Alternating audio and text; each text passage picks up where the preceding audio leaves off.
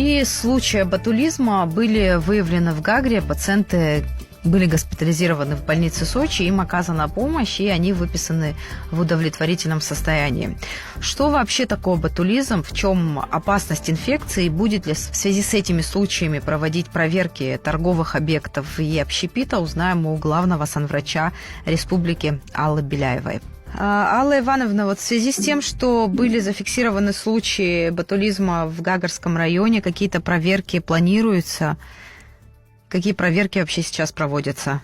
Давайте начнем с того, что каждый случай такого заболевания проводится эпидрасследование. По этому случаю эпидрасследование начато в пятницу.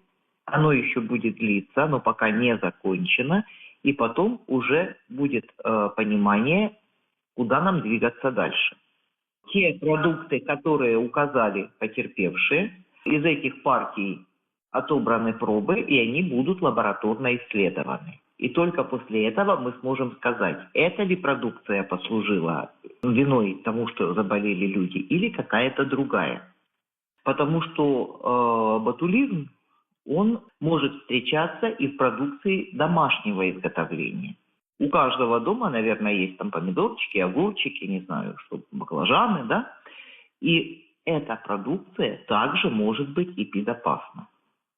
Поэтому пока не закончится расследование, в какую сторону будут направлены дальнейшие действия, я вам сказать не смогу. Алла Ивановна, давайте слушателям попробуем объяснить вообще, что это за инфекция и каким образом, вот вы сказали о домашних заготовках, как может эта инфекция появиться вот в домашних заготовках? Ботулизм – это инфекция, которая требует для своего развития отсутствия воздуха. То есть в том, что хорошо вентилируется, его быть не может. Бактерия размножается только в отсутствии воздуха.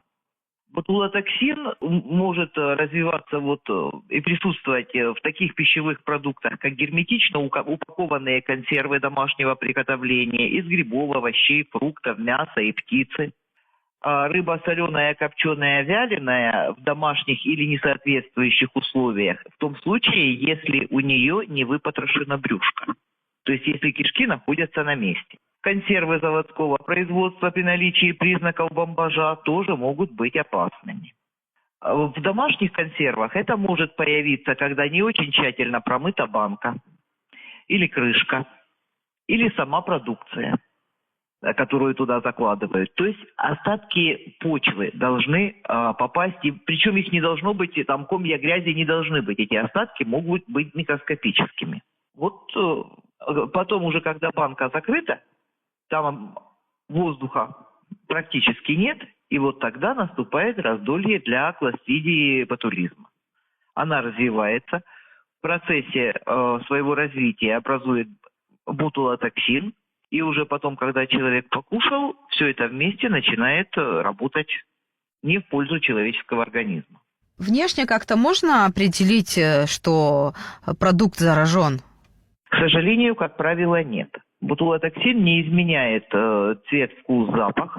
В редких случаях, это особенно касается мясных консервов, может быть бомбаж, вздутие банки. Но, к сожалению, часто продукция на вид остается и на вкус совершенно нормальной. В этом и коварство данного возбудителя. А термическая обработка не помогает? Помогает. И после вскрытия банки, если прогреть ее содержимое при 100 градусах в течение 30 минут, то токсин разрушится. А другие какие-то... И при 80 градусах, соответственно, больше, 45 минут. Других способов избежать заражения нет, кроме как термической обработки, причем длительной. С консервами понятно еще можно, а рыбу копченую, как ее обработать? Никак. С копченой рыбой здесь только очень избирательно подходить к приобретению. Нежелательно приобретать копченую рыбу с рук. Нежелательно приобретать копченую рыбу на рынках, там, где ее сдают индивидуальные изготовители, потому что не все индивидуальные изготовители ответственно подходят к процессу, то есть регистрируются как ИП, не обо всех знает санэпидстанция, скажем так. А многие дома где-то закоптил 3-5 килограмм, принес знакомому продавцу на рынок и продал, да? То есть там это вообще очень высокий риск. Опять-таки, мы категорически не советуем приобретать на рынках и у частных продавцов любые герметически укупоренные консервы. Все, что вот закрыто, закатано под крышку, приобретать, кроме магазина, там, где это изготовлено в заводских условиях, крайне не рекомендуется. А планируете ли вы какие-то, может быть, проверки на рынках проводить на объектах общепита в связи с этими случаями? Планово проводятся все, но в связи с этими случаями сперва нужно выяснить, какой продукт послужил источником заражения, и потом уже понимать, куда мы будем двигаться. А так плановые проверки и общепита, и рынков, и всего прочего перед началом туристического сезона, они, естественно, будут. А симптомы ботулизма, как заметить первые симптомы? И вообще, как можно вылечить от этой инфекции людей? Для лечения самое эффективное, то, что сейчас существует, это противоботулинетическая сыворотка. Она вводится в лечебном учреждении, и она значительно облегчает состояние пострадавших. Ну и далее это уже по полному лечению, это больше к специалистам лечебного профиля. Они вам ответят более подробно. Но основное лечение – это противоботулинетическая сыворотка. Что касается симптомов, то ранними симптомами являются сильная утомляемость, слабость, головокружение. Потом появляется нарушение зрения. Двоение перед глазами, сетка перед глазами, может быть опущение век, может быть тошнота, одно-двукратная рвота. Это редко, если большое количество токсина поступило в организм, то рвоты не будет. Будет мутить, но рвоты как таковой не будет. Вздутие живота, запор. Ну и впоследствии уже добавляется неврологическая симптоматика, нарушение глотания, сложности с речью, и впоследствии присоединяется нарушение дыхания. Инфекция коварная, инфекция тяжелая. Если ее не лечить, человек вполне может погибнуть. Да, потому как этот токсин входит в число самых сильных из известных веществ именно смертельного действия. Потому что и в России были случаи летального исхода, и за последнее время тоже немало вот таких происшествий, когда были зафиксированы случаи ботулизма в разных районах, регионах России. В общем-то, нужно более тщательно следить за тем, что едят люди, да, и термической обработке стараться подвергать. Разумеется. Продукты в первую очередь. Здесь,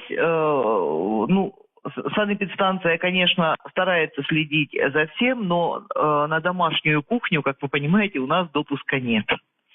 Поэтому вот и напоминаем, и в рассылке Минздрава напоминалось, и я сейчас напоминаю, что, пожалуйста, очень аккуратно относитесь ко всей продукции незаводского изготовления. Тем продуктам, которые изготовлены в кустарных условиях. Даже если это ваши близкие друзья или родственники делают очень чисто, очень хорошо, тем не менее, эта продукция может быть опасна, поскольку не выдерживается технология, которая не позволила бы бактерии развиваться. Точно так же аккуратно относитесь к консервам на своей домашней кухне, если даже вы сами их приготовили. Если вам по какой-то причине вот что-то не понравилось, я не знаю, цвет, вид, запах, вроде все и так, но вот что-то как бы не так, вы лучше эту банку выбросьте, но не покушайте, потому что иногда, к сожалению, бывает так, что люди могут пострадать. Действительно, летальные случаи бывают, но вот в России, например, речь шла о заводской продукции, да, там вот фасоль, я помню, был такой случай, консервированная фасоль в объекте там общепита на вынос еду продавали. А что известно пока вот по 3 случаям, последний мой вопрос, это вот не было случая того, что они вот в ресторане или где-то в кафе эти 3 человека ели, или это вот разные случаи, где-то дома кто-то или что-то в магазине, пока есть какая-то точность по этой части? По этой части пока точности нет. Я же проводятся по тем продуктам, которые назвали пострадавшие, проводятся лабораторные исследования. Для этого нужно время. Эта бактерия растет медленно, поэтому нам нужно время. Спасибо, Алла Ивановна, за информацию. Я уверена, ваши советы будут важны для наших слушателей, прислушаются они к этим советам и будут дальше более тщательно следить за тем, что они едят, особенно к домашним заготовкам это относится. Спасибо. Очень надеюсь, пожалуйста, не болейте.